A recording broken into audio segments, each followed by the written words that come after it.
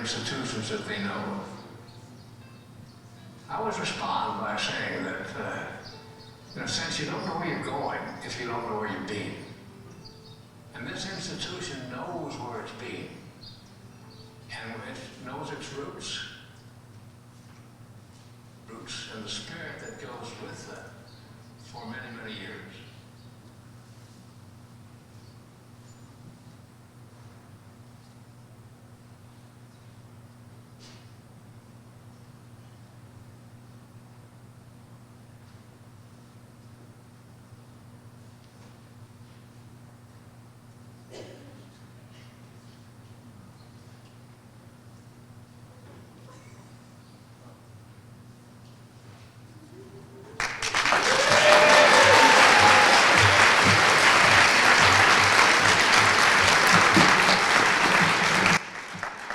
Good evening. Despite the sunshine, it is actually evening out there.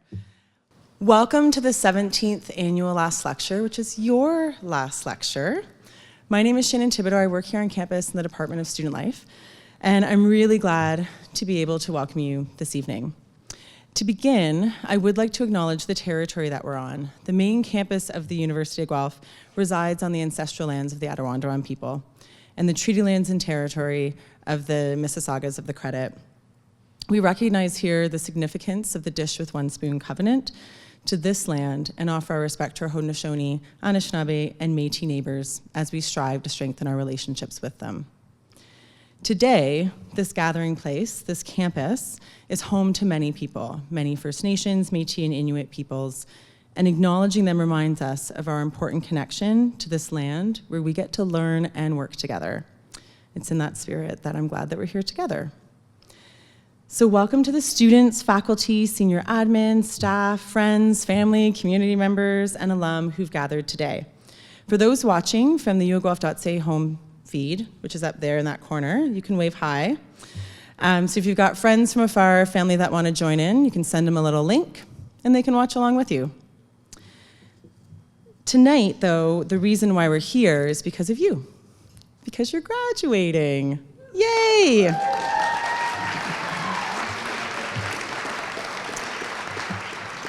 We love a reason to celebrate, so thanks for giving us one. To really get the ball rolling tonight, I'd like to welcome somebody who's been here for a little while, helping to create kind of the magic that makes Guelph Guelph, and has been part of your experience, whether you've known it or not, the entire time you've been here. And that's our Associate Vice President, Student Affairs, Brenda Whiteside.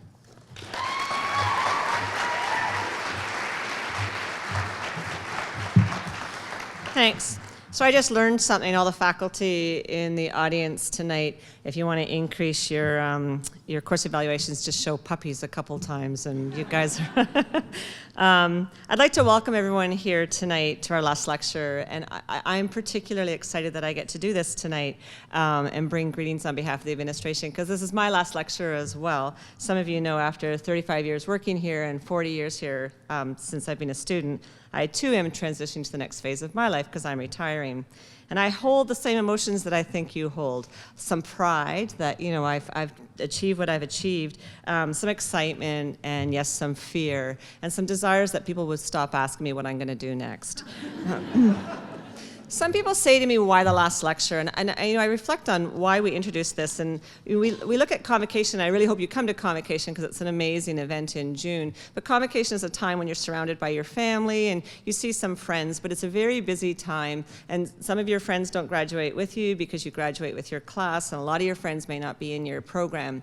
And so it's a time when you don't really get to see everyone. This is your opportunity to come together, all the graduating students, to have an opportunity to reflect on what you've done, where you've been, to celebrate, to tell some stories, and to have a last recognition. And thanks to the CSA, you've also had an opportunity to have I'm not going to say the last glass of champagne, because I still have champagne, but to toast your celebration, so thank you.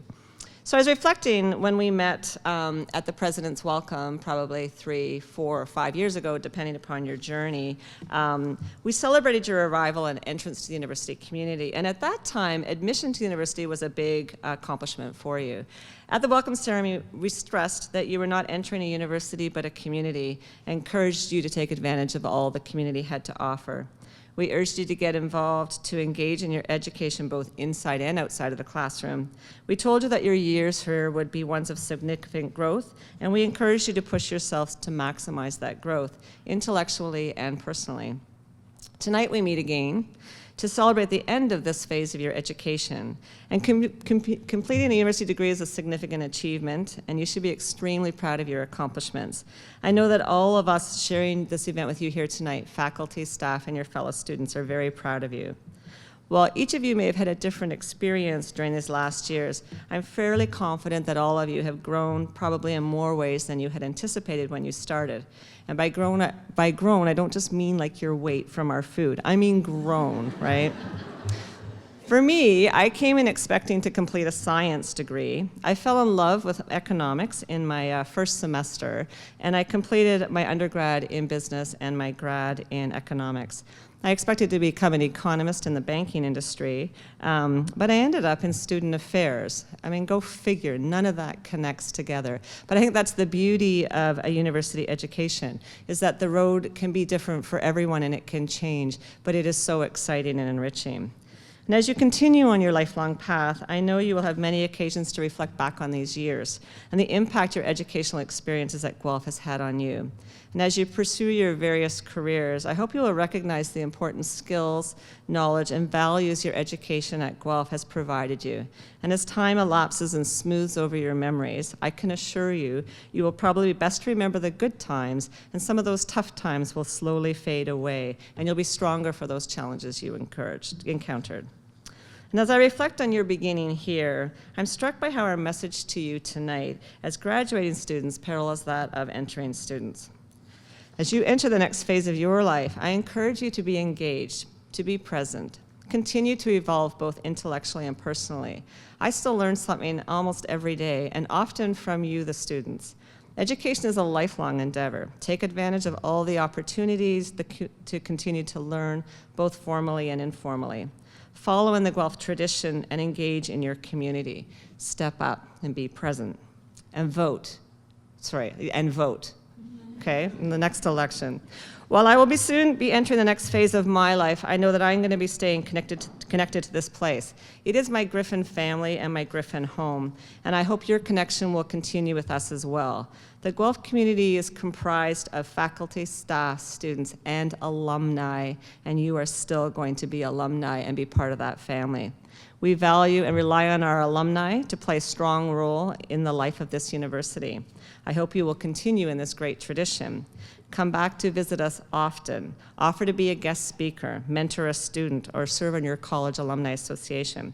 Tomorrow, hopefully, alumni will start to tweet encouragements about exams. I hope that you too will tweet the next cohort of students as they study for their exams. Stay in touch with the friends you've made here. I can assure you they will stay with you for the rest of your life. And I dare say stay in touch with your faculty, staff, and even the odd senior administrator. You will always be a member of our community. In closing, I'd like to thank our speakers tonight, Aiden, Kim, and Matt. You've each been selected for your passion and commitment to this school, and we are honored to have you here. And I would also like to thank you. I would also like you to join me in thanking those responsible for making this happen, from the selection committee who picked our speakers, to the planning committee who did the preparations, and to hospitality services who will provide you with your last free meal. Best of luck. Best of luck in the future.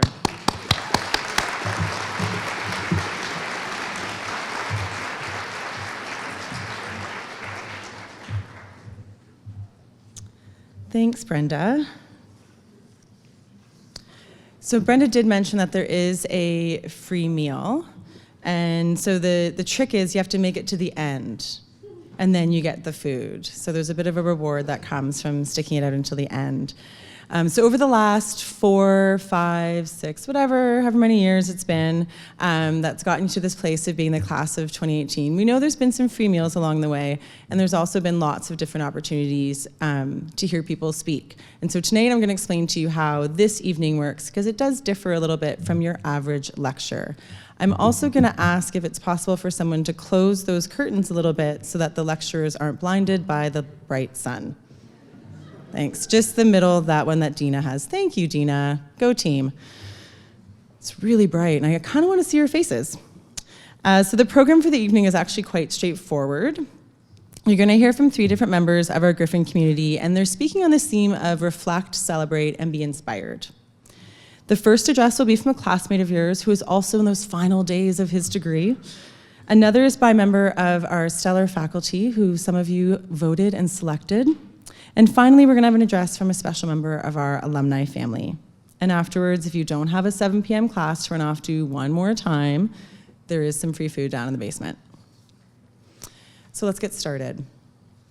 Every year, graduating students are invited to apply and compete to be the student last lecturer. And a committee of staff, faculty, and of course, graduating students comes together to make that selection. It's never really easy because a lot of you are really awesome. And so the decision is always tough, but everyone always feels really good about it. And the same thing happened this year. We had a bunch of great students apply, and we've selected one that we really feel exemplifies a lot of the qualities that many of you do. They're passionate, they're really caring, quite determined in what they do.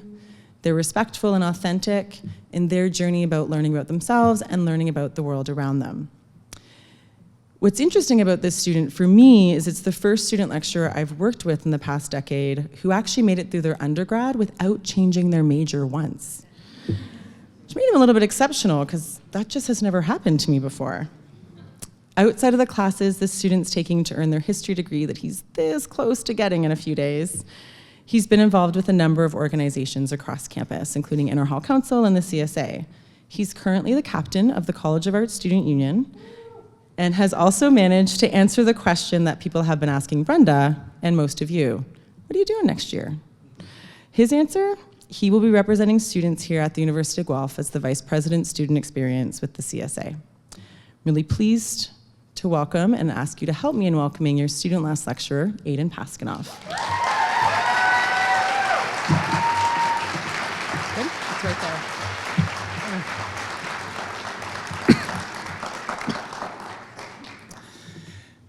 Okay. Hi, everyone. My name is Aiden Paskanov, and I'm your student presenter for the graduating class of 2018. To start, I just want to say thank you very much for honoring me to be able to present today. I also want to recognize the other amazing people that could have been up here instead of me, and I will try to do them and all of you justice. It works, okay. So when I first looked at material for the University of Guelph, I saw photos of this beautiful building plastered on everything. And that was what Guelph was, the place with the amazing campus where it was somehow always fall. This idea of a perfect university. And when I came to Guelph, I found out I was going to be living here.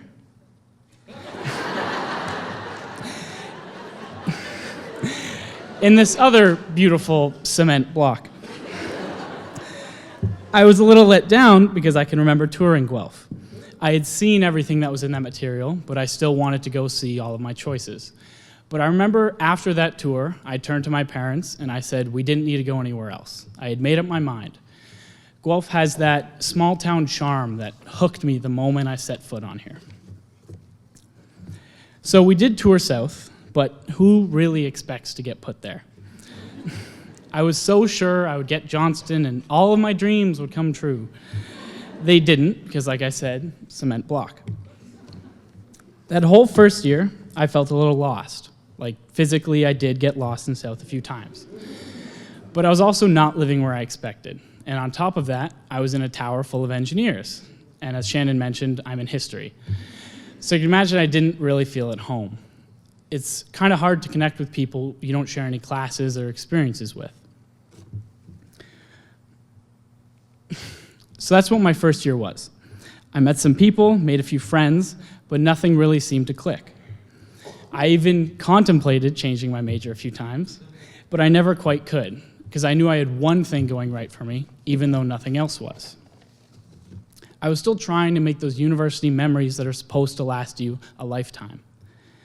The ones you look back on in your old age, but somehow university wasn't really feeling like my glory days. I remember leaving residence, going to live off campus, thinking it would all change, but it didn't. I just felt like I was drifting through in a haze. I got bogged down comparing myself to this image I had conjured in my head, this image that was perfect in every way. It was popular, involved, it meant getting good grades and making lifelong friendships. It wasn't until third year that I realized I'd been doing it all wrong. Sorry. I was setting myself up for failure by placing these expectations on myself. And it wasn't some big life-changing moment that made me realize this. I just remember one night being surrounded by this amazing group of close friends and feeling completely at ease. I had made these connections without really trying because I had stopped overthinking it. I realized I didn't need to change who I was if I was going to fit in, and that's what made me get to the moment I am today. It's the moment where I realized I need to look at things the way they are. And this is what was going through my head as I tried to write this speech. I was thinking about my time at Guelph and that experience and how it's shaped me and changed me. These memories are what made me realize what I wanted to talk about. So there are two types of these speeches, both of which I'm sure you've heard before. There's the ones we look back on and get all nostalgic, the ones that make you feel warm and fuzzy inside, but they also make you panic a little. You realize you don't really want anything to end, but the truth is it has to, otherwise you can't move on. Then there are the other speeches, the ones that look forward with optimism, telling us to seize our future and that tomorrow is ours. While they might have a point, the future isn't what makes us who we are. If anything, getting too caught up in it makes us someone we aren't. And that's the problem with these speeches. If we look back too much, we end up stumbling when we finally try to move forward. We never changed and we aren't ready for what's next. Or we look too far ahead and realize we never left anything behind because we were too eager to get where we're going. The past is something we cling to but can never recreate. It's over, but that doesn't mean it's gone. It's inside of us every day, making us who we are. We learn from it constantly. On the other hand, our future is this mythical time we reach for and talk about. It's fine to look ahead, but don't base everything off your expectations, because when they aren't met, you won't enjoy the moment. We need to realize we never actually meet these standards because tomorrow never comes. It's only ever today. So I could stand up here and try to relate to you all. I could talk about the excessive amount of time I spent at Aggie Pub in first year.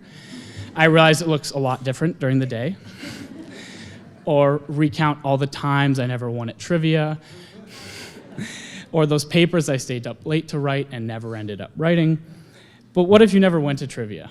Instead, you went to karaoke downtown. Or what if you never went downtown? That's fine. We've all had our own amazing, unique experiences at Guelph, and no one can take that away from us. I can't even begin to try and sum up all of our experiences. It's an impossible task. Instead, I'm going to talk about the one shared experience we do have, this school and this campus. This environment has molded us and shaped us into the amazing and unique people we are today. Being a student here has given us these experiences. It gives us context to who we are and who we want to be. So our past is important. It's a place for reflection and growth, but it's not everything. So then what about the future? That distant possibility that's summed up by the question I'm sure we've all been asked, what's next for you? A question that is so deeply ingrained in all of us that we were trying to find the answer before we even set foot on this campus. But the answer is simple. It's tomorrow, and the day after that, and the day after that. Because we'll never find the answer if we only get asked the question. We have to go find it ourselves. If we let ourselves or others try to predict our futures, we might get put on the wrong path, or we might miss other opportunities along the way. We've been trained to look forward to the next assignment, the next final, the next paper, but when it's over, all we have is a bunch of numbers and not much else. Although you do get a degree. So don't get lost in what's next. Be present for the little moments because they build into the big ones. They're what makes our journey worthwhile. All those assignments, all that hard work, built towards our graduation. So sometimes you're going to get a South instead of a Johnston. Your expectations may not line up with your reality, but that's okay. What I'm trying to say is that our expectations can lack the context of our experiences. South may not have been what I expected, but it ended up being oddly amazing for me because it gave me that context for who I am today, although I didn't realize it at the time. So all I ask is that at some point after you leave here, you stop and really think about your journey through these last few years. Think about where you came from, the friends you may have lost or gained along the way. Think about your worst classes and your best. Think about these infinite variations and how they have all led you to this day, sitting here right now, getting ready to graduate. In writing and rewriting this speech, and rewriting it again, I kept thinking about the past, the present, and future as three separate pieces, and I couldn't have been more wrong. They are all important, but it's when they come together that really matters, because each of us is a combination of our past, present, and future, the experiences we've had, and those still to come. These past few years were important. We made friends and did a lot of great things. We'll also make new friends and have so much more of our lives to live. Every single one of us will take away something different from our time here, and we'll each go on to do something unique and remarkable with what we've learned. So be present. Enjoy the little moments while you still can. In the immortal words of Ferris Bueller, life moves pretty fast. If you don't stop and look around once in a while, you can miss it. Thank you very much.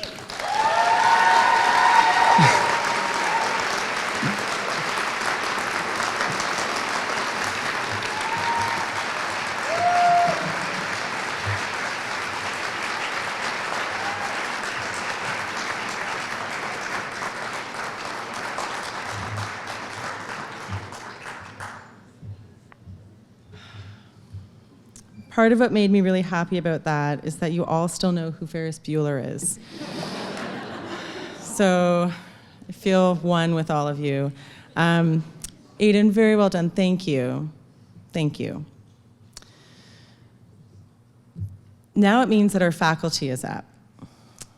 which is always a bit daunting because we ask them to stick to a time limit that's really different than their normal time limit in class. But before we allow our amazing faculty member to come up, I just wanted to share with you some of the other people that were involved in that process. So as you may recall, you received an email a while ago to vote on a top 10 list, and that was generated from a previous survey that had been done.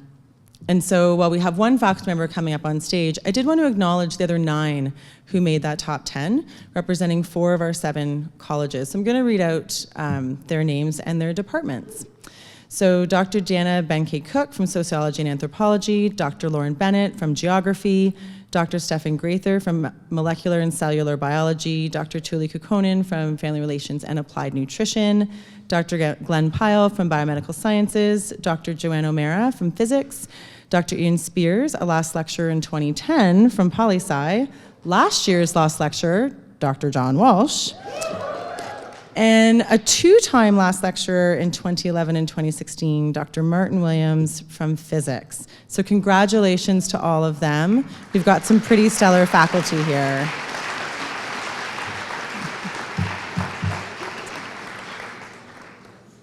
So we've been doing the last lecture since 2002, and in 2009 was the first time that we actually asked the graduating class to vote on the faculty lecturer. And the person that they chose was a math prof at the time who since retired named Jack Weiner. Now, yeah, hi Jack. Hi, I didn't see you back there. Welcome. So, in people's comments about Jack, what they really recalled was having him in first year and some of the things that he did in his teaching about math, which let's be honest, is not really everyone's favorite subject, that were really inspiring to them. And so what's really cool for me, because 2009 was my first last lecture as a staff member here, is that this year's faculty last lecturer actually became a math major because of his first year class with Jack Weiner. And this year's, I know, isn't it sweet? It's like impact, people. This is our community and it makes me happy. So this year's lecturer is a multi-award winning faculty member in the Department of Math and Stats. And being in that department does mean that he teaches folks from all across campus in a variety of academic areas. So not just math students, but Eng and Econ and BCom and a whole bunch of others. The comments about this faculty member made it clear that his classes are challenging, but that they're also fun and memorable. And for many students who commented said they were their best class, and some of them were specific to say, not just their best math class.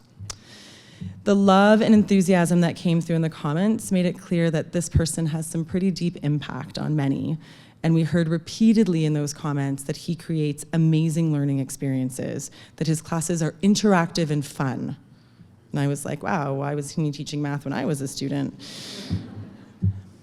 We also heard that he is an awesome prof who can make math interesting for someone who wasn't very interested in math. And he's also most definitively one of the greatest professors I've ever had.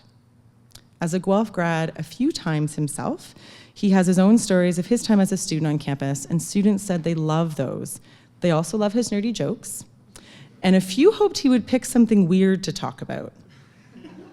I don't really know what that means, but I think it's probably time that we find out. So it's really a pleasure to invite to the stage our this year's faculty last lecturer, Dr. Matt Demers. Thank you.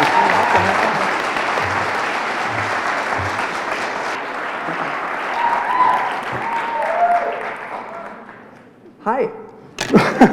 Thank you very much. I know many people in this room already. I have had the chance to teach so many people in here.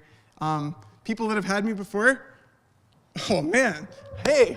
So for those of you who I don't know, I'm gonna introduce myself to you the same way that I introduced myself to them back in first year calculus. Hey, my name's Matt. And that's what you should, hey Max, how you doing? I'm very honored and so pleased to be the last lecturer for 2018. I have been here now for the past 16 years, and so I'm also presenting to you today as an alumnus of the University of Guelph, which is an institution that I call home, a place where I've met so many wonderful friends, and that I've had so many different experiences. I was sitting where you are now, what feels like not so long ago. I remember well attending the last lecture, as was just mentioned a little bit ago, by my own calculus professor, Jack Weiner. Where is he again? Hey, Jack. Who is a remarkable person who has had a very large positive impact upon my life. And I'll share a little bit about that with you in a few minutes. It is especially meaningful to me now to stand in front of some of my own students and friends and loved ones to share some thoughts and words today. I kind of joked that on a day-to-day basis, I do a lot of talking about math, and I've taught so many people, and it's very easy to stand in front and talk about differential equations and optimization problems or whatever might be the subject of the day and feel right at home. And as soon as you're called to talk about words and life and stuff in front of people, it's different, So I've been, anyway, the life of a prof during the school year can be positively crazy. The semester has been a whirlwind. So many great things have happened, and so many of these things I never would have predicted coming in, right? You don't realize what things might be involved as a professor. This semester, I've had the pleasure of supervising 2 wonderful senior students pursuing some cool projects. I don't know if either of them are here today, but that's been a lot of fun. I was part of the 2nd place Fun League intramural Frisbee team. Go Thunder! I've had a fantastic time getting to know my first-year students a little bit better. I got to act as an expert on the mathematics behind the mantis shrimp. Is Christine here? Anyway, yeah, I just do random things. I don't know. You just wonder who's here. And hey, I even totally destroyed the competition in the NG Queers Rainbow Road Mario Kart tournament that happened about a month ago. It was pretty bad. Anyway. On the other hand, being a prof can be really stressful too.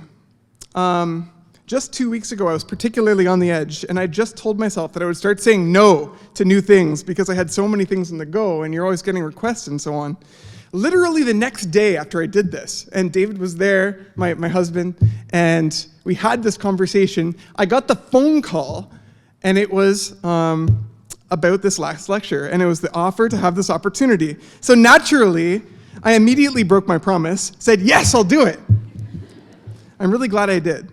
But I admit that at first, I was worried about what I should talk about, saying something inspirational, something silly, something weird, I don't know, something instructive.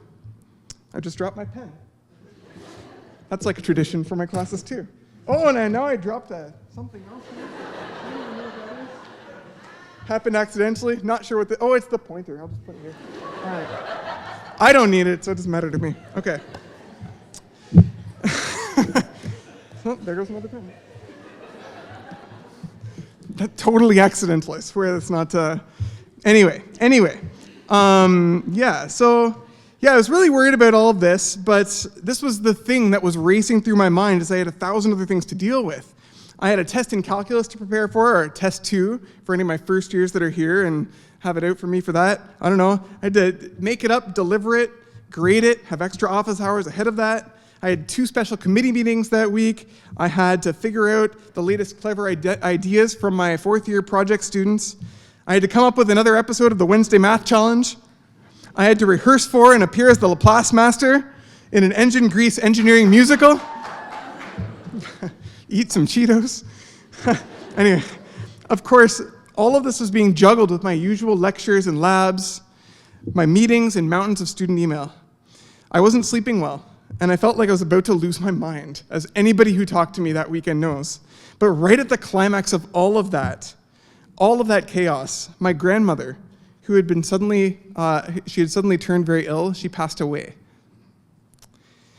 It's funny how things like that really put things in perspective. Taking some very abrupt time out and spending a week with the family that I love and sharing many nostalgic memories, I came to recognize that the day-to-day angst and the stress, and moreover, any worries about putting together this lecture were all very insignificant.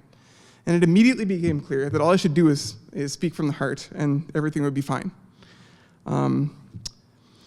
Truly, surviving the unpredictable and having to lean on many of my friends and colleagues, thanks Kim,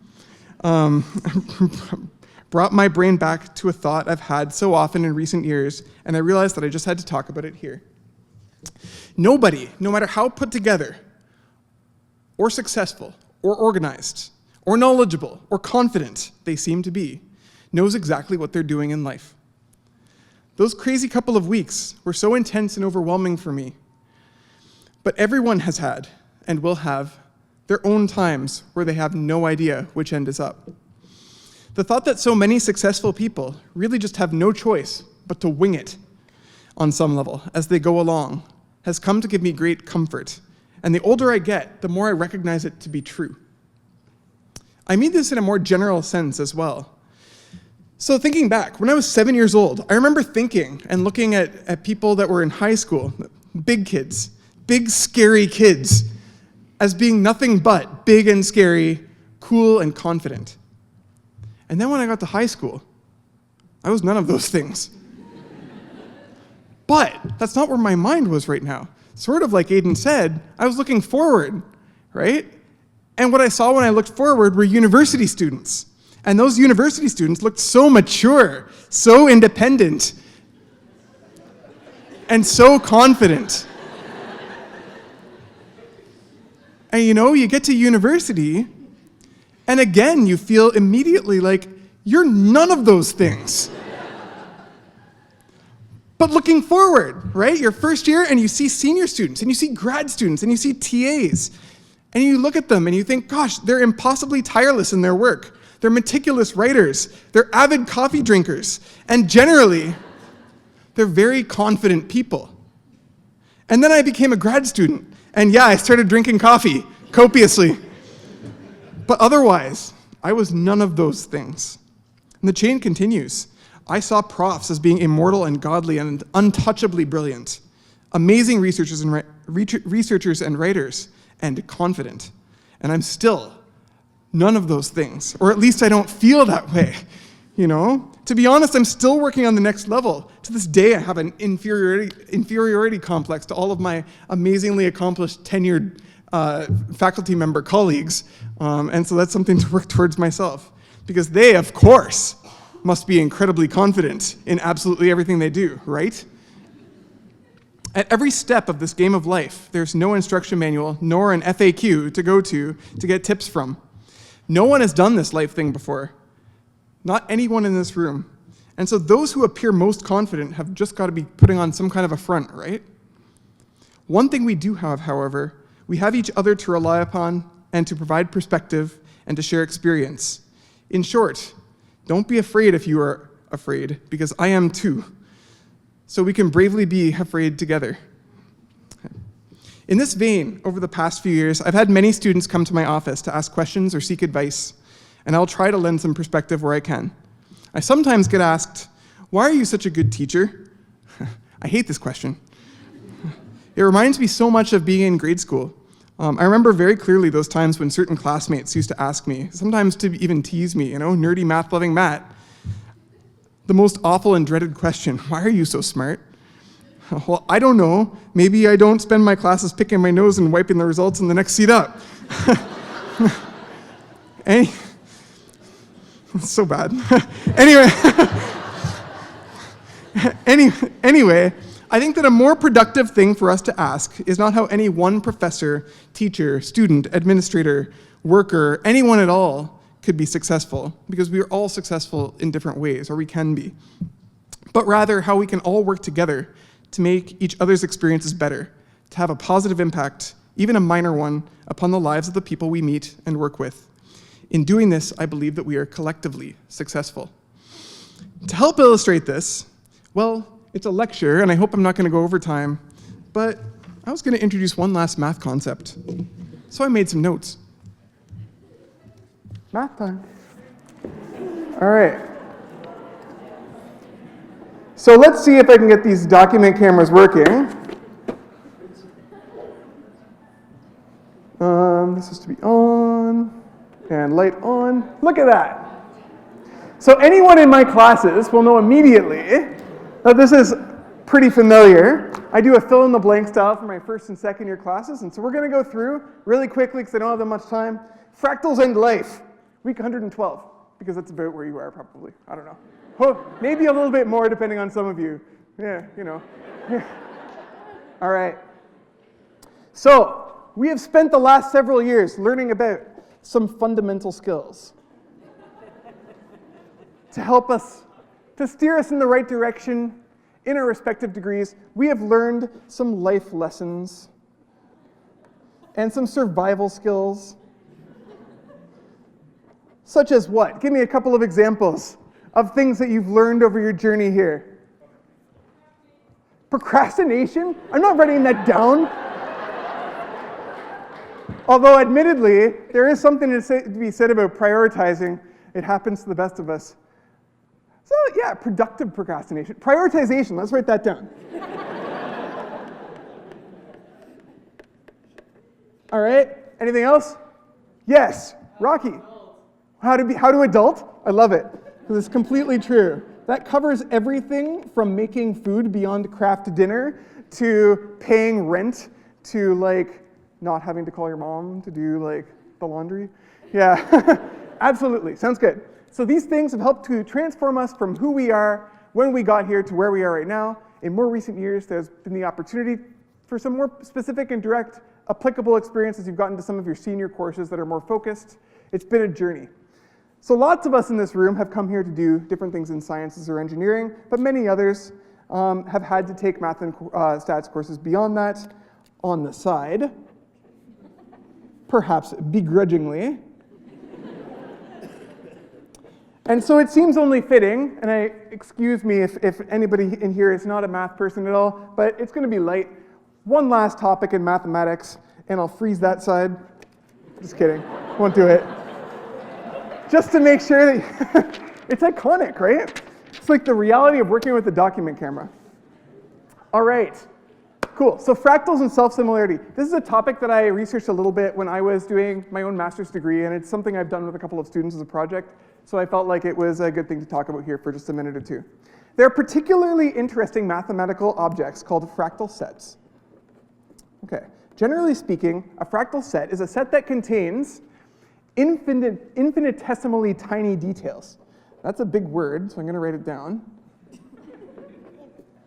All right, with repetition that's found at and throughout various scales. It's very large, very small, everything in between. And when depicted graphically, these sets can be, anybody? What's that? That's exactly what it is, Max.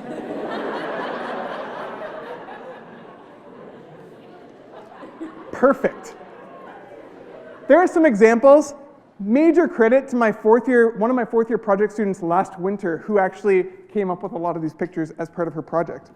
So there are lots of ways to generate these sets. One particularly easy to grasp method involves coming up with a collection of rules and then repeatedly applying those rules, beginning with some kind of starting point. So let's do one quick example to see exactly what I mean. And we're going to start with something simple. And it is going to start with an equilateral triangle. Side length 1, and I'm going to pretend like the bottom left is at the origin, so at the point 0, 0. Okay? So we're going to do that, and I'm going to introduce 3 rules to govern the iterative process. It's a lecture. All right. All right, rule number 1. I want to shrink the triangle by a factor of 1/2, both vertically and horizontally. Okay, so multiply all of the values by 1/2. Okay, number 2, shrink as in rule 1, but afterward I'm going to shift the result 1/2 a unit to the right. Okay, so just try to visualize this. I'm just shrinking, and then rule number 2 is shrinking and moving over. Rule number 3, shrink as in rule 1, but afterward shift the result 1/4 of a unit to the right and root 3 over 4 units upward. And I want you to think about that, okay? And I want you to tell me, what is the action going to be of those 3 rules? Anybody?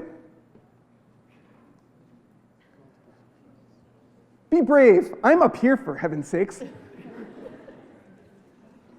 Yeah. More triangles. You're going to get more triangles. They're going to be small. Where are the triangles going to go? Ah, you can see them through. It's terrible. just like wearing a white shirt on a bad day. Anyway, okay. All right. All right. So now I got to cover things up. Imagine if each rule were to be, I come prepared. If I apply those rules to the initial triangle, each rule acts to fit a shrunken version of the triangle into one of the 3 corners of the original. And that gives me, so when all of the rules are carried out and then depicted together, when we take the union of the 3 results, I get a picture that looks like this. For you to try. Practice that arithmetic. You can verify that those rules are good. Also, I play video games. So that's a thing. Okay. Alrighty. So here's the thing. I can keep repeating the rule. I can take that result and I can shrink that down. And if I follow those rules, it echoes through to the next generation. And I get more triangles that are smaller and smaller and smaller. More and more detailed. Okay? What happens if we take a limit? In some sense of this sequence of pictures, I'm interested in the limit as the number of iterations approaches infinity. So I don't want to iterate once, not twice, not 3 times, not 1,000,000 times, but many more times than that. I get smaller and smaller and smaller and smaller and smaller triangles. That's a lot of pieces of Triforce. I get that. Okay? And this is a set known as the Sierpinski Triangle after a 20th century Polish mathematician. And it's really cool. And it's simply produced just by iterating a rule again and again and again. Okay? It's actually the case that you don't have to start with a triangle. You can start with anything. I have a talk that goes here, and after I do this little conversation, I bring up a piece of toast, and I iterate that again and again. Because if you take the toast and you shrink it down and you move it around, you get 3 pieces of toast. And then you get 9, and then you get 27, and you get toast in the design, right? An infinite amount of tiny toast. So, you know, the important thing is the rule. And that rule is what governs the final picture. And different sets of rules lead to different fractals. A slight change to any or all of the rules will echo throughout and completely change the final picture. I'm glad that these show up. So each one of these are different fractals. The top left and the bottom right are really well-known and famous fractals, and everything between are caused by changing the parameters that define those rules very slightly, and I get different pictures simply by changing the rule and then iterating. I get a different final picture. And this is kind of what I wanted to use to inspire my last words. So I need to find my notes. Oh, they're up there. I'm going to leave this here because they're pretty. All right. So let's put that there. Okay. I love this idea of applying this concept to life. I was worried initially that this analogy would be super cheesy, but then a friend told me that even if a lot of cheese can cause some gas, a little cheese is always a good thing. It's true. Anyway, I do believe that in life, small gestures tend to echo, for better or worse. We have all had the experience of being in a grouchy mood after a long day, and then coming home to say something we don't mean to a friend or a partner, in turn casting a shadow over their own day. Perhaps this leads to another iteration, where they take their frustrations on someone else, and the butterfly effect proliferates. This might seem like an insignificant or stupid example, but you might be able to think of some other more major issues relating to how humans treat one another, historical or current, born of fear, hatred, resentment, or frustration, that have led to larger scale, impactful changes in policies or laws that might have a broader negative effect upon society on the whole. You might regard these kinds of things as some rules that led to an ugly fractal picture. More positively, though, on the other hand, is it possible that small positive gestures can echo through and result in a major positive impact? Jack Weiner, my calculus professor, put a little extra effort in his day-to-day life. He learned some student names. He answered email and held office hours in a way that was always supportive and encouraging. Some simple enthusiasm made his classes a delight to attend. I know that it wasn't a ton of extra work for him. He loved it. But his support, kindness, and those great lectures allowed his students, including myself, to really find joy in mathematics and teaching. Some small gestures, but a 19-year-old, Matt Demars, changed his major because of them, and in turn tried his best to grow into an effective tutor, TA, and eventually teacher. When I finally had the opportunity, I tried my best to develop and deliver courses that I and he could be proud of. And now I'm here today to try and iterate the rule one more time to all of you, in the hopes that the final fractal picture will be just as awesome as some of the ones I've shown you today. All of you will go forward and paint your own pictures through your own experiences. And these pictures will be shaped by the rules that you choose to live by. And they may be very different rules than the ones that I have tried to choose. But gosh, there are an infinite number of amazing fractals out there. And I encourage each and every one of you to live each day with the intent of creating the most magnificent picture. Thank you.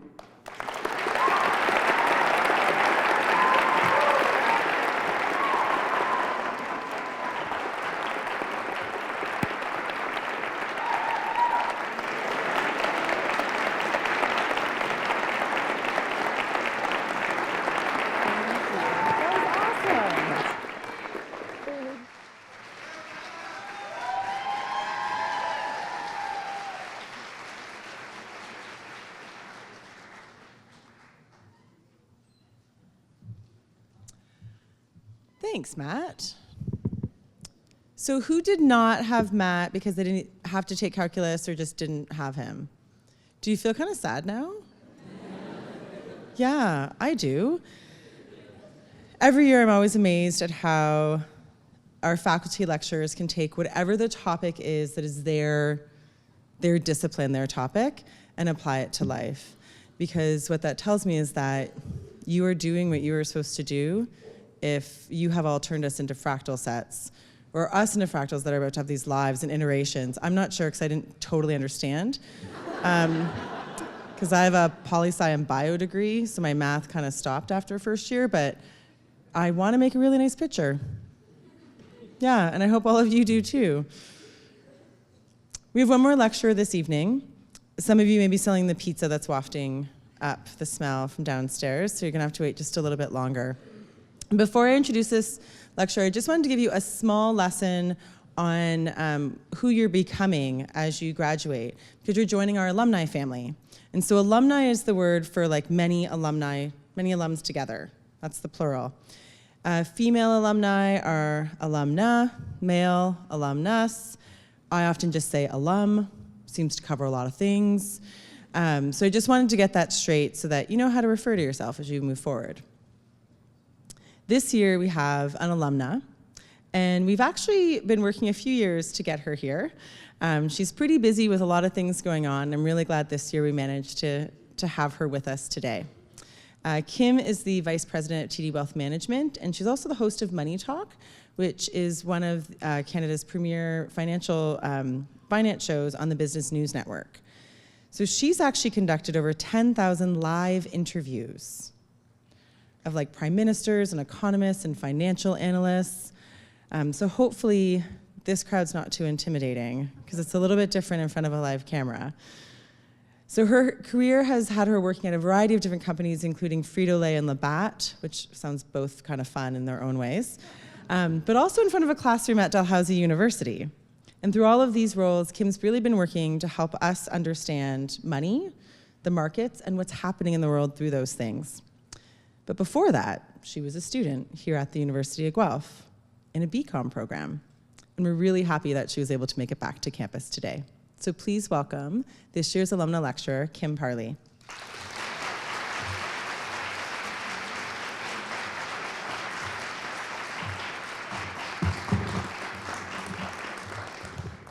Hello, everybody. How are you? Thank you. Thank you. I just want to start off by saying it's a real honor to be here today. I want to thank you to the administration for the invitation repeatedly, and thank you for being persistent. Thank you to the faculty, and thank you to you for being here and for listening, and congratulations. You are, what, hours away now? hours within the last lecture. I remember being in that seat, so close to being done, and you've got it all figured out, right? Got the job lined up, got the life plan, got it all ready. Yeah, neither did I. So we'll just, we'll leave it at that. But I will tell you, and again, I'm not sure if this is comforting or not, but when I was sitting in your seat 20 some odd years ago, okay, 26, I'll admit it, I had no flipping clue what I was going to be doing. So it's okay. I wanted to start with some questions that I get as a TV anchor, my show is on Business News Network, also on CTV, and so I just want to get a few of these out of the way because I find I get asked them a lot, so we'll just get them done. So the first one is no, I won't read anything that is in the prompter. Stay classy, Ron Burgundy. Yes, I really have done 12,000 interviews now. There's been more. No, I don't have any hot stock tips on marijuana or Bitcoin, so don't ask. Yes, Warren Buffett is really nice. No, I'm not telling you whether this is my real hair color, how much I weigh, whether I'm married. None of that I'm going to tell you right now. And finally, Amanda Lang and Kevin O'Leary are just like you see on TV. They're actually quite nice people.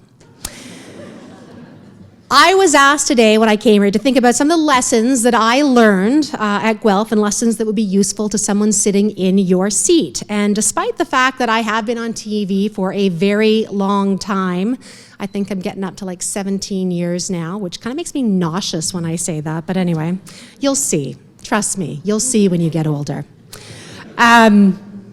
I'm used to talking to a live camera, as you mentioned. I usually have a camera in front of me, and it's great. I usually don't have a live audience in front of me. Not so great, because I get to find out if I'm really funny or not. So we're going to find out in the next little while if I am.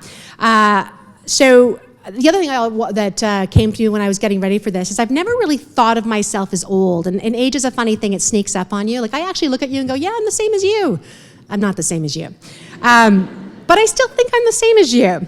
And I'm pretty sure, and I'm going to kind of look to the administration, the faculty there in the room, that I am 47 years old. I will tell you just straight out that this is the youngest age of someone who's ever done this lecture, right?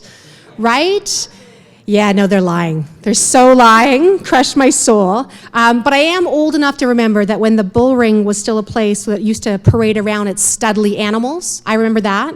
Even before that, it actually showed bulls. The older people in the room got that. See, I know. Okay, that was just for everybody over, I think, 40. Anyway, okay.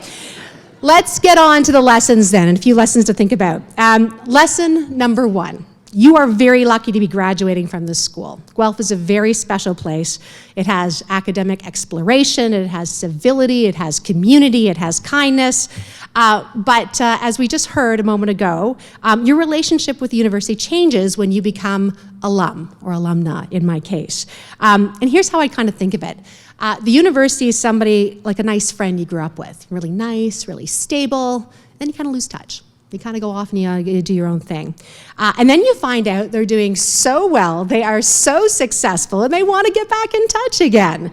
And that's what it's like. So, I mean, since I've left this university back in 1992, I actually did a little research, because that's what I do. It really is unimaginable the amount that has happened at this school. You think about neuroscience and biomedical engineering. I mean, Guelph attracts, and this is a stat, more research money than any other university in Canada without a medical school. And that's an incredible number, and a tribute to the people who helped make that happen. And I know a lot of them are in the front row. You've got the Guelph-Humber joint degrees that have happened. And close to home for me personally, the College of Business and Economics has been established. The beautifully renovated McDonald Hall, all the work done by Dean Julia Christensen Hughes, and also her team, Associate Dean Carrie Godfrey, and everyone that was involved. They've created an incredible facility. So I'm just going to pause and clap for that, because that's a huge one. And the great thing is in 26 years, one of you is standing up here, a lot more will have happened, and it's pretty incredible stuff. So that's lesson 1. Lesson 2, don't stress if you don't know what you want to do yet. I've been on TV for 17 years. I've covered the markets, as mentioned, again, a lot of interviews, celebrities, CEOs, prime ministers, analysts, economists, senators, covering everything from markets to policy to financial crises. I've talked about it all. I first was a journalist with BNN and CTV. I now am very lucky to work with TD Wealth and TD Bank, and I love it. But it took me 9 years after I graduated from the University of Guelph to figure out my calling. 9 years. I was 30, which seems terribly young to me right now. and ironically, terribly old to you right now. Depends on which side of the fence you are. And there is no way that I would have had any clue that this was what I was going to do when I graduated. I did not even know it was an option for me. When I was sitting where you were, fresh out of my operations management classes, my economic courses taught by Evie Adamate, who I know is here, amazing prof and amazing energy in the class, my econometrics, my favorite behavioral economics classes with Bram Cadsby, I did not know what I wanted to do. I did not dabble in journalism at the Ontarian. I was not involved in studio radio or broadcasting. I did not take philosophy. I did not take law. I did not take any of the prerequisites that would have led someone to believe that I would ever become a journalist. I'm not saying that to make me sound like a slacker, although it sounds like I was. But I'm saying that simply because if you know what you want to do, lucky you. Go for it. Have a great time. But if you don't know what you want to do yet, it's also okay. You're not defined yet by decisions you have made, by what you have done or what you have not done yet. Your options are still wide open, so keep that in mind. Lesson 3, when you do figure out what you love, do it. If you remember one thing from this lecture, that is what I want you to remember. Nothing feels better than succeeding at what you love and what you are passionate about. Nothing. It is the highest of highs. Just about 16 years ago, I was getting ready to go on air for the first time at Business News Network, which again, if you don't know, is Canada's CNBC. I'm very popular and well known in the 40-plus set, sometimes not with the 40 under set. I know it's a money thing, you don't have any yet, but someday you'll know. You'll know. Now, there were a number of steps that I had to go through between when I said graduated Guelph and then 9 years later getting onto that moment. And just a few of the steps, just to give you a flavor, they included things like getting an MBA, taking a class during my MBA about careers that were available to people with MBAs, leaving that class in tears because I didn't want to do anything that was getting me prepared for, working in 2 great companies, losing interest in working at those 2 great companies, telling my parents I was going to leave it all and do a documentary, and hearing my parents have silence on the other end of the phone. A few unpaid internships in media, tapping into the last of my savings, and hundreds upon hours of getting ready for that moment at BNN and getting into the door at BNN. So let's go back to BNN when I was there, again, that moment 9 years ago. I've been working at BNN and had gotten into something called a chase producer. I'm not going to get into all the details, but I chased guests to get them on air. Very glamorous. One day, a reporter was sick.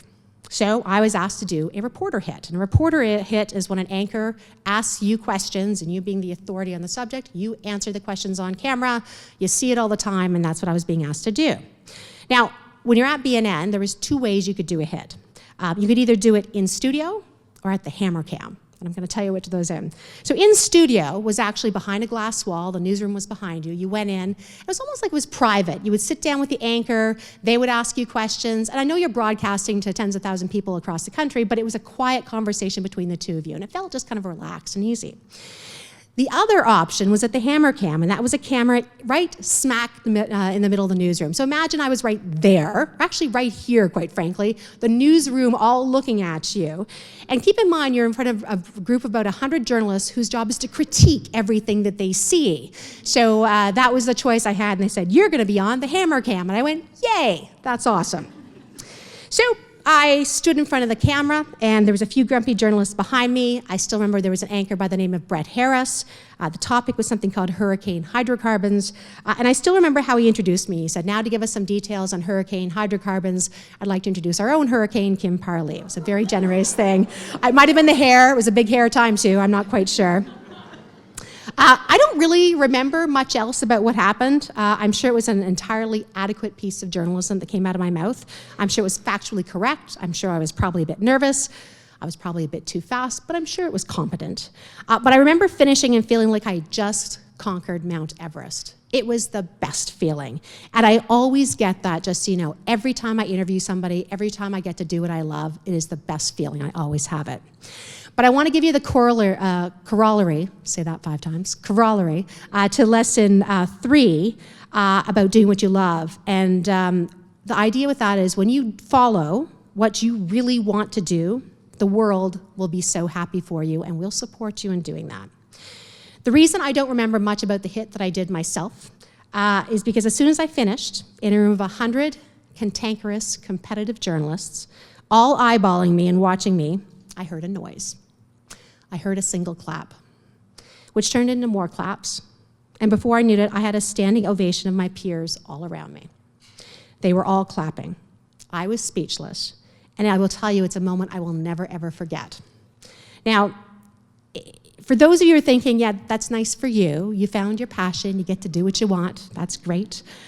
I can't turn what I love into a career, so it's, what I love is random, it's weird, it's unconventional, so I don't know what I'm going to do. I want to give you a little bit of perspective. About 5 years ago, I was doing an event with Oprah, #humblebrag. That's where I hang, I'm just saying. And she told the story of one of her school friends who was obsessed, creepily, with popping zits. She liked to pop her own zits. She liked to pop her friends' zits. She liked to pop her family's zits. She liked to pop strangers' zits. It's a bit strange. You're kind of watching the story going, where are you going with this? It's all this person wanted to do. Fast forward a few decades, she has the largest facial spa chain across the United States. She's a multi-millionaire. So if she can turn zit popping into something she loves, I promise you, find what you love and you can follow that too. The final lesson I wanted to give to you is just to be prepared. I prepared a long time for that first 3-minute opportunity. I had 0 broadcast experience when I decided to become a journalist. I had to get a career coach, a broadcast coach, and I did it all on my time and my dime, when I didn't have a lot of dimes to do, as a matter of fact. I also took courses, improv courses. I interviewed broadcasters about how they got to where they were going. I made unreasonable requests of family and friends and unpaid internships, and I had long nights of practicing and learning so I would be ready when the moment actually came. Now, I know compared to what people have to go through in life, it's hardly anything. I know a lot of people have a lot more, and I'm pretty privileged to have come the way that I've come into this, but I was prepared. I'm not a media natural. I did not come from the media world or the political world as many journalists do come from. I do not have deep connections in that world. I earned my way in. I worked hard, but more importantly, I believed in my own abilities, specifically my ability to learn. Because trust me, you soon learn there's a lot you don't know, and all you have is your ability to learn. As I said, it's not complicated. Find what you love. Again, if you do what you love and you work hard, it's kind of fun because you actually love what you're doing, and therefore so it goes back to lesson number 2, and keep that in mind. And I do like to think that I am prepared for what comes my way, but I want to give you a whole other level of preparedness if I could. I was working with Canadian astronaut Chris Hadfield, who I think is well known, #another name drop. One of the first events I was working on him with when he just came back from the Canadian Space Station, and I just finished actually working on another event with Roberta Bondar, Canadian astronaut, #she did it again. So I bring this up just because there's how you and I prepare, and then there's how astronauts prepare. Like it's otherworldly in terms of what they do. And he tells this great story in terms of, all the stories he had to do to get ready to become, a test fighter pilot and become an astronaut. And he goes on and tells you all these kind of great things. But one of my favorite stories that he told me is one that about guitar playing in Elton John. So apparently he was getting ready to go to an air show where they knew he was coming and Elton John was coming. Elton John, the song Rocket Man, does anyone know that? There you go. Okay, good. So Chris Hadfield was like practicing Rocket Man constantly to make sure that when Elton John's on stage and said, "Hey, Commander Hadfield, come on up and get ready to play Rocket Man with me," he was ready. So he talks about the way he practiced, and he practiced in different, in different tunes, and he got it all ready. And he tells you this great story, and he says, so I was there ready, and he didn't call on me. He didn't call on him. But I think that's so interesting because you got to prepare and get ready for all these things, because when the opportunity does come, you just got to be ready. And you never know where it's going to be, but if you're being prepared, you're not going to have a problem with that. So in the interest of, oh my gosh, I'm so over time. So in the interest of time, I have a few more quick lessons, which I will do the rapid fire quick ones if I could, and just tell you a few more things I think are important to keep in mind. Number 1, know when to dream and when to be disciplined. You need both to have success, but if you will fail if you confuse when to use them. Number 2, book regular dental hygienist cleaning every 6 months. You're welcome. Number 3, do a Second City Improv course. Nothing prepares you for public speaking better than barking like a dog and clucking like a chicken in front of strangers. You'll be ready for anything. Number 4, don't wear things that make you feel fat, ever. Number 5, know the difference between what happened and how it made you feel. They are not the same things. Number 6, get to know the little voice in your head. If you just said, what voice? That voice. It makes more decisions about your life than you do. Number 7, thank your parents and tell you love them.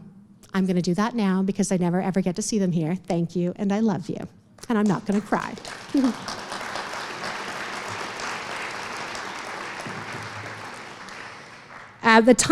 Lesson number 8, the tiniest of changes in your day-to-day actions can lead to an extraordinary shift in your life. Fractals, see? Fractals, he said it already. So celebrate your tiny changes. And my final lesson is never put pineapple on pizza.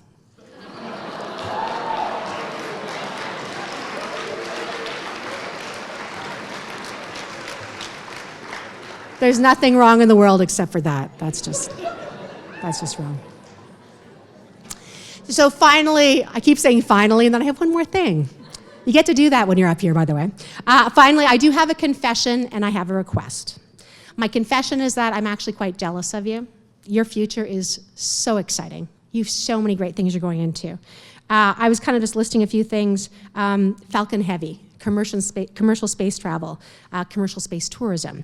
You've got hyperloops in Hyderabad they're getting ready to put out. You've got genome snipping. You have accelerating artificial intelligence. You have optogenetics. You have blockchain. You're going to be actually living in a world where people will be living to 150 years old. There is a lot happening. I was talking to somebody recently about Moore's Law. Does everybody know what Moore's Law is? Everybody knows what Moore's Law is? No? Computing just gets better and faster. I'm summarizing. I'm sure many will correct me, but that's what it is. Our rate of acceleration and how computers work is amazing. They're predicting by 2023, you're going to be able to buy a computer for $1,000 that will be the same power as your brain. 2023. They're saying by the year 2050, they're going to have a computer for $1,000 that will be as powerful as the human race.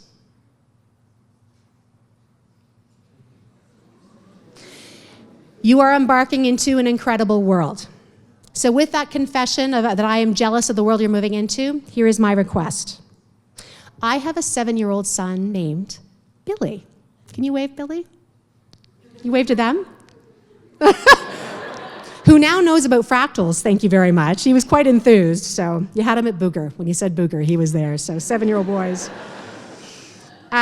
Billy is probably, if not the most important, one of the most important things in my life. And I know the world is on a brink of huge fundamental change for all the reasons I just told you right now. And I think we're at a tipping point. I want him to grow up in a world that's amazing. And it is moving, though, really, really fast. It needs responsible leadership. It needs your leadership. Whatever that looks like, however you choose to express that. So when Billy is sitting where you are 26 years from now, and one of you is up here where I am right now, you're going to be imparting your wisdom to him and explaining to him why the world is the way that it is, because you helped shape it with everything that's going on into what it is that day. I think the University of Guelph says it best, so I'll just quote them. Improve life. Thank you.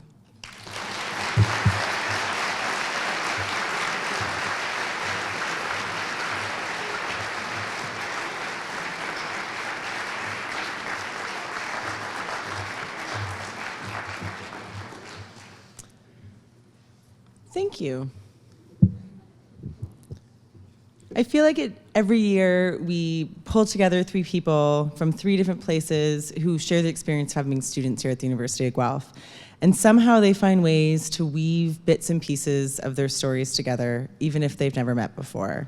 And so the idea that being present in the moment, doing small things to have big impact, and doing what you're passionate about. Because there's lots of passion to go around. We're not going to see you for a while because you're going to head downstairs and you'll devour free food one last time. But just as a tip, if you go to convocation, they actually have free food after that as well. And yeah, see, that totally just got a whole section ready to go to convocation. It has been a real privilege to have you here on campus every day and to see some of you on Weingard Walk, in the library, in the events and activities that you've been involved with. And we know that this time of life is bittersweet. In fact, often every year around this time, I say that I think that word was invented for things like this. When you're on the cusp of something that's so exciting and that it's okay to know that you don't know what's happening next, but you're ready. Whether you think you are or not, you are. and that it's okay to be afraid, and it's okay to be unsure, but it's not okay not to come back and visit. Just saying. And you don't have to wait 26 years for it, but we do want to see you back. We're really proud of you. We're excited for you. And we're grateful that you all took some time tonight to come together to celebrate yourselves, because you deserve it. Have a wonderful exam period. It's your last one. And a great summer.